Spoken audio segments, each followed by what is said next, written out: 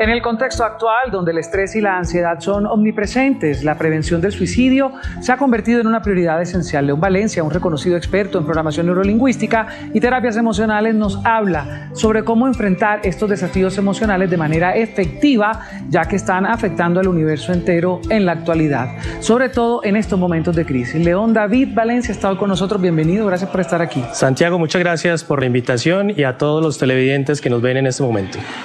Hay momentos de crisis que, por supuesto, son muy fuertes y nos atañen a cada ser humano. Pero, por ejemplo, estamos viviendo un momento colectivo como el que está viviendo nuestro pueblo hermano de Venezuela. ¿Puede uno trabajar esto desde la programación neurolingüística? Claro que sí, Santiago, y es muy importante tener en cuenta el inconsciente colectivo, porque ahí es donde nos damos cuenta todos que básicamente somos las decisiones que tomamos, y por eso hacemos la invitación a que todas estas personas efectivamente de sus emociones aprendamos a trabajarlas y a gestionarlas, no solamente de controlarlas, pero sí es muy importante porque vemos la violencia que se está dando en las calles y también tenemos que ser responsables de nuestros actos. Por eso las emociones no es necesario controlarlas, sino gestionarlas, Santiago. ¿Y cómo gestionamos las emociones? Porque a veces nos gana la rabia, nos gana la frustración, nos gana el miedo. ¿Cómo podemos poner un stop o un pare para poder retomar como el aliento y empezar a gestionarlas por lo menos? Claro, eso es bien importante porque esto es un trabajo que lo tenemos que hacer en el día a día. Esto no es simplemente en el momento que tenemos la situación, porque muchas veces nos han dicho tome aire, uno toma aire y a pesar de que uno toma aire, pues efectivamente no sucede nada. Por eso es muy importante el tema del autoconocimiento, el tema de trabajar en familia, el tema de empezarnos a reconocer, el tema de asistir a terapias, porque hay muchos de estos patrones que venimos también desde el transgeneracional, que vienen desde nuestras familias y que venimos de países también donde hay mucha violencia. Eso sin duda, y lo que estamos viviendo, y vuelvo a Venezuela, parece uno quedarse sin aliento, y son momentos bastante fuertes porque exacerban sentimientos que nos pueden llevar a límites, de pronto pueden detonar, más allá de la violencia, también suicidios u otro tipo de emociones, de acciones, perdón. ¿Cómo podemos tratar de influir de manera positiva, no sé, esos familiares que están desde afuera, que puedan hablarle a su familia para que tengan voz de aliento? ¿Cómo logramos que esto pueda ser transformado, por ejemplo? Es muy importante el tema de la comunicación, como lo acabas de decir, tener quien nos apoye, sobre todo en estos momentos, porque son momentos de mucha angustia, y lo que buscamos es tener alguien que nos esté ayudando. Y la ayuda no es simplemente decirle yo comprendo lo que está pasando, sino estar ahí para poderlos escuchar, para poder entender, para poder sentir. Y es donde tenemos que trabajar mucho la empatía, porque la empatía realmente es lo que nos ayuda. Y muchas veces todo esto lo reprimimos y no tenemos con quién hablarlo. Muy bien. ¿Puedo sentir rabia? Claro, es que la rabia es importante, todas las emociones son importantes. Si tú no tuvieras rabia, no protegerías tu ambiente, no protegerías donde tú sobrevives, porque básicamente, ¿por qué es la rabia? Porque tienes miedo.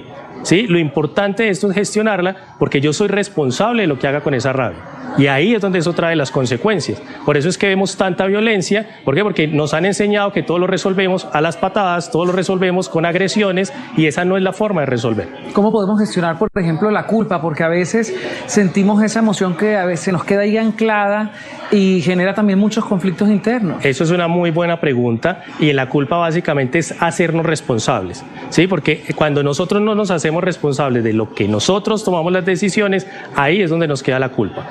Y tenemos que vivir en el presente. Eso sin duda. Bueno, ¿cómo pueden consultarte las personas que nos están viendo en este momento? Porque sé que tienes un proyecto bien interesante. Gracias, Santiago. Pueden consultar www.maestriadelrenacer.com y en redes sociales también como Maestría del Renacer. Maestría del Renacer. Hay una palabra clave aquí que me gusta mucho y es sin juicio.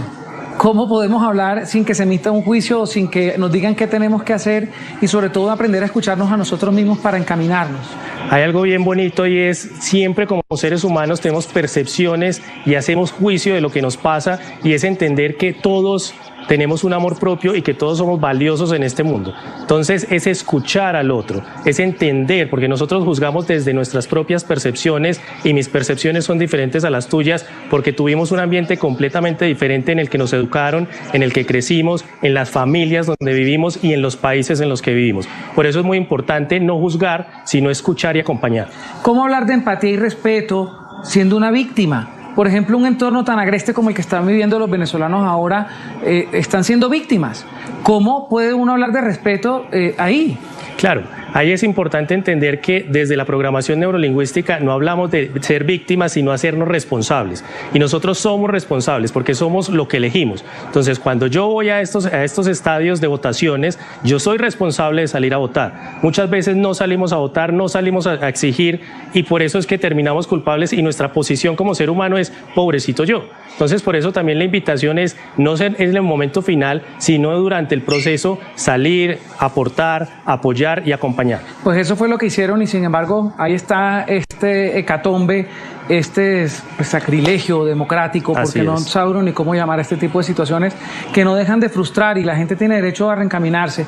Pero bueno, como dices tú también, gestionar la culpa, y sobre todo también no usar esa palabra, sino asumir la responsabilidad y empezar a que la transformación ocurra pronto también en nuestras vidas. Así es. No importa el área. Pues León, gracias por estar con nosotros, bienvenido siempre a esta casa. Santiago, muchísimas gracias a ti y a todos los televidentes. Por favor. Gracias. Las voces alrededor del mundo continúan pronunciándose. El artista Lazo